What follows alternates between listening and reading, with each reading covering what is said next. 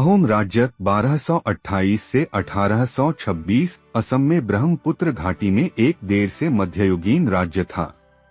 इसने पूर्वोत्तर भारत में मुगल विस्तार का सफलतापूर्वक विरोध करने के बाद लगभग 600 वर्षों तक अपनी संप्रभुता बनाए रखी। सुकाफा द्वारा स्थापित यह गीले चावल की खेती के आधार पर ब्रह्मपुत्र के ऊपरी क्षेत्रों में एक मोह के रूप में शुरू हुआ।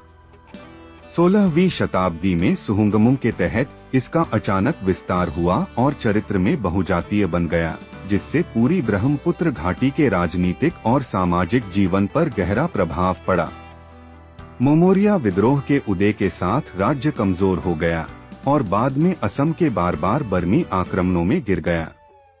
पहले एंग्लो बर्मी युद्ध और 1826 में यंदाबो की संधि के बाद बर्मी की हार के साथ राज्य का नियंत्रण ईस्ट इंडिया कंपनी के हाथों में चला गया। हालांकि इसे औपनिवेशिक और बाद के समय में अहोम राज्य कहा जाने लगा, यह काफी हद तक बहुजातीय था। जातीय ताइहोम लोगों के साथ अंत में 10% से भी कम आबादी का गठन किया गया था।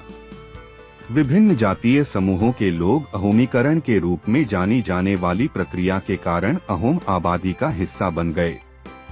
इस राज्य में अहोम लोगों की पहचान तरल थी। राजा ने नियंत्रित किया कि कौन इसका था और कौन नहीं था। अहोम्स ने शुरू में 1401 तक अपने राज्य मोंगदन शुन खाम को बुलाया, असमिया जूनोरिक सोफुरा, अंग्रेजी सोने का कास्केट, लेकिन बाद के समय में असम को अपनाया। 1838 के बाद ब्रिटिश नियंत्रित प्रांत और बाद में भारतीय राज्य असम को इस नाम से जाना जाने लगा।